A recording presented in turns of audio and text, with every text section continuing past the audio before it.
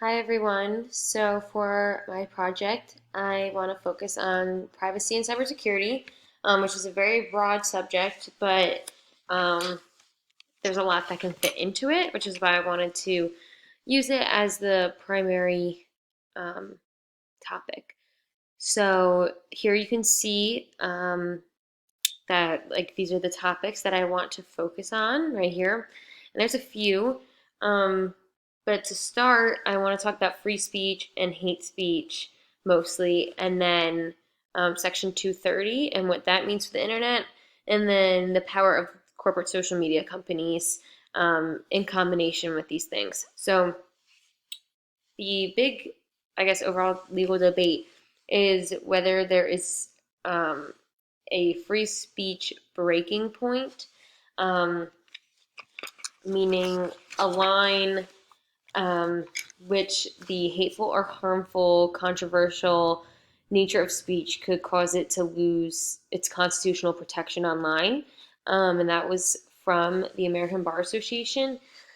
And the problem with coming up with a legal um, change in hate speech is what is hateful, and everyone takes things differently.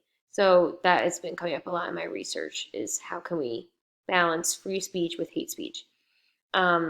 Like I said, different for everyone, but some examples that I've been finding is hate speech towards LGBTQ communities or even political contexts can be hurtful. We also saw this in one of our readings, the trauma room, where the Facebook moderator really shows what is being posted online and what as Facebook moderators, what they have to hide and delete. And so that brings me to my next point about how Section 230 is really what's protecting these social media companies. So if it's the user's fault, then they're in trouble, but it can never be the social media company's fault because of Section 230. And the Verge article wrote about this, and they note that the company is not allowed to be the publisher and the speaker of the context of the content. So, like I said, they're never going to get in trouble for this, which is why social media companies promote freedom of speech. From my readings, um, they want you to be able to post whatever you want because that means that you're using their interface the way that you want and you're happy, so you're going to keep using it.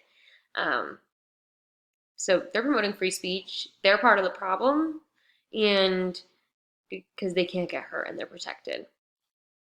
So for my book report project for this class, I read Antisocial Media, um, which is about Facebook, and it really showed me that Facebook as a company, and it really shows that Mark Zuckerberg, the CEO and creator, is definitely more concerned about the company's success rather than the safety and well-being of the users and their privacy and security.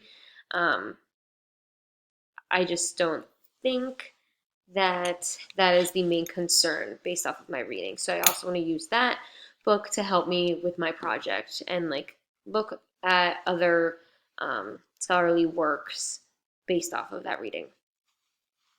So in addition to free speech, hate speech, Section 230, Facebook is a big one of the corporate social media companies that I want to talk about.